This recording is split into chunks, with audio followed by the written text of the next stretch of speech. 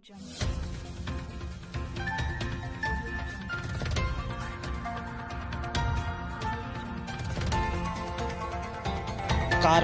TV, हर पल आपके साथ। बरेली पुलिस ने नवाबगंज थाना क्षेत्र में हुई भोलानाथ की हत्या का खुलासा कर दिया है। 19 मार्च को भोलानाथ की उस समय हत्या कर दी गई थी जब भोलानाथ बरेली कोर्ट किसी मामले के संबंध में गया था। भोलानाथ की हत्या के संबंध में पुलिस ने 2 सुपारी किलर को गिरफ्तार किया है। पुलिस के अनुसार भोलानाथ ने अपने विपक्षी रामप्रकाश हत्या के लिए 50,000 की सुपारी दी थी, लेकिन किसी कारणवश सुपारी किलरों का मन बदल गया और उन्होंने रामप्रकाश की हत्या करने का इरादा छोड़ दिया। इसी दौरान भोलानाथ ने भी रामप्रकाश की हत्या नहीं होने पर सुपारी किलरों से अपने रुपए मांगने शुरू कर दिए थे। इस बात से परेशान सुपारी किलर बांधूराम और बुद्धिसेन भोलानाथ को अपने साथ जीप पर बैठाकर बरेली लाए और वापसी के दौरान हाफिजगंज और क्योलड़िया थाना क्षेत्र में भोलानाथ की अंगूठे से गला घोंटकर हत्या कर दी और शव भी इसी क्षेत्र में फेंक दिया। पुलिस के अनुसार 3 साल पहले मृतक भोलानाथ के भाई छोटेलाल की पत्नी की हत्या हो गई थी।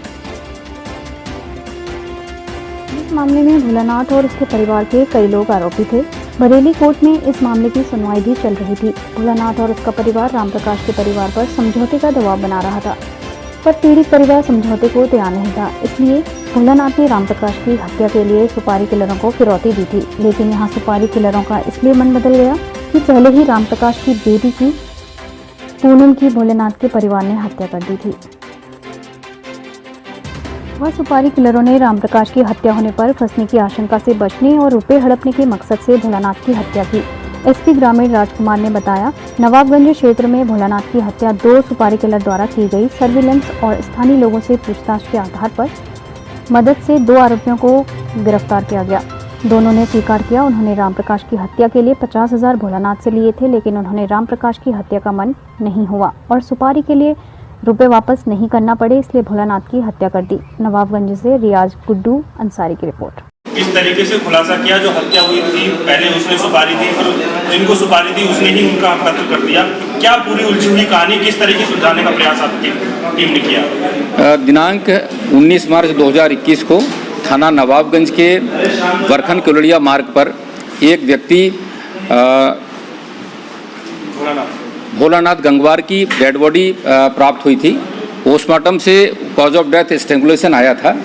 इसके आधार पर इनके घर वालों ने अपने विपक्षी जो प्रमोद कुमार और रामप्रकाश और उनके भाइयों पर 302 का मुकदमा पंजीकृत कराया था।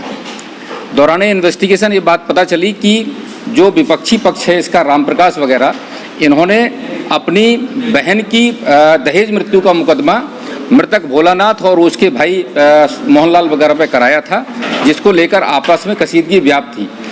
उसमें जो ये भोलानाथ पक्ष है ये आपस में लगातार समझौता कराने का दबाव उस पक्ष पर डाल रहे थे, लेकिन वो समझौता कराने की स्थिति में नहीं हो रहा था। 2016 में ये घटना थी और मामला कोर्ट में लगभग जो है ये फाइनल स्टेज पे था। जब इनको लगा कि ये मुकदमा जो है फाइनल नहीं होगा, तो मृतक भोलानाथ ने अपने रिश्तेदार बांधूराम के माध्यम से रामप्रकाश को मारने के लिए 50,000 रुपये की सुपारी दे दी, जिसने एक पूर्व हत्या के मामले में जेल में गया था बुद्धसेन, उसके साथ आपस में बातचीत करने के बाद इसकी हत्या के लिए 50,000 रुपये की सुपारी देने के बाद जब वो हत्या इन्होंने नहीं करी तो बार बार ये फोर्स करने लगे कि तुम हत्या पैसा भी ले लिया और हत्या नहीं कर रहे हो।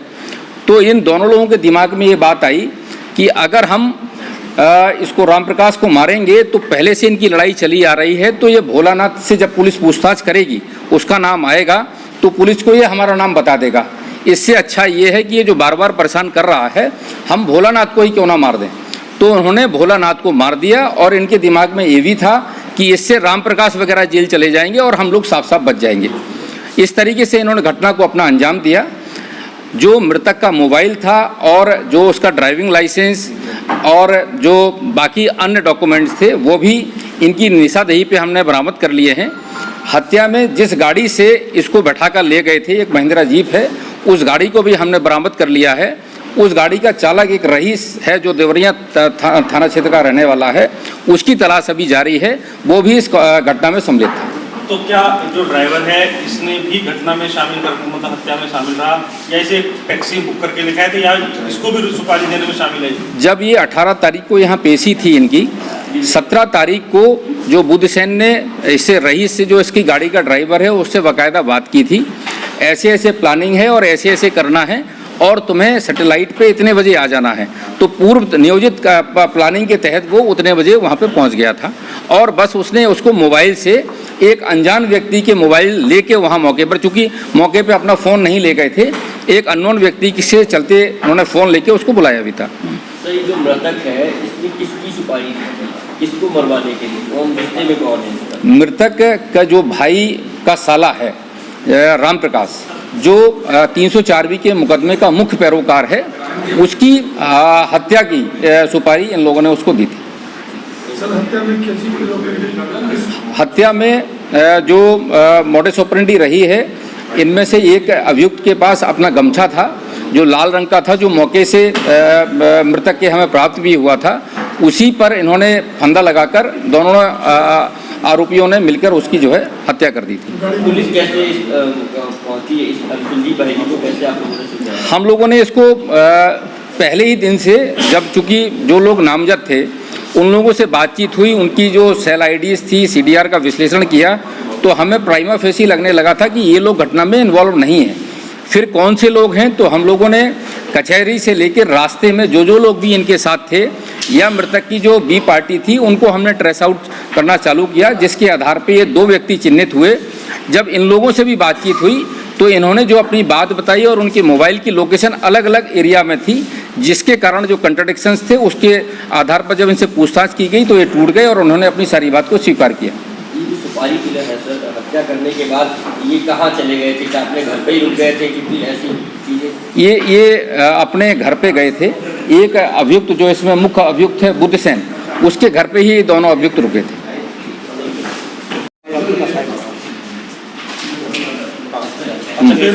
मिलेगा नहीं, तारीख मिलता था। मतलब तुमने प्लान कैसे बनाया, क्या हुई थी पूरा बताओ? तारीख तो आया सकते थी, यहाँ भोलानाथ जी मिले, भोलानाथ जी फिर इनके साथ बाबूराम जी के साथ सैटेलाइट तक गए, सैटेलाइट से हमने गाड़ी में बैठा लिए, फिर आगे जाकर खाना वाना खाया सब, उसके बाद गाड़ी में बैठा लिए, चल दिए आगे। तो बाबूराम भैया के पास रुमाल था, मतलब तौलिया थी लाल सर, वो गले में डाल दी, गले में डाल के इनने ऐसे निकाल के अपने गले से गले में डाली और खींच लिया, गाड़ी में मार दिया।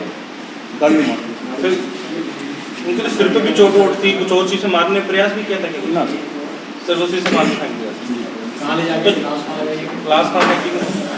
सर उनके गाँव के पास, उनके गाँव के पास। वहाँ क्यों फेंकी, वहाँ क्यों फेंकी और रास्तों पे क्यों नहीं फेंकी? उधर काम रहता ही है, दूसरा रास्ते में क्यों रहने? दूसरा रास्ता चलता फिरता ज़्यादा है, वो रास्ता कम चलता फिरता। मर्डर के बाद क्या हुआ, तुम लोग गाँव में ही रहे या भाग गए? उसके बाद सब चले गए, अपने घर चले गए, क्योंकि सख्त है ही नहीं थी। कारवां टीवी, हर पल आपके साथ।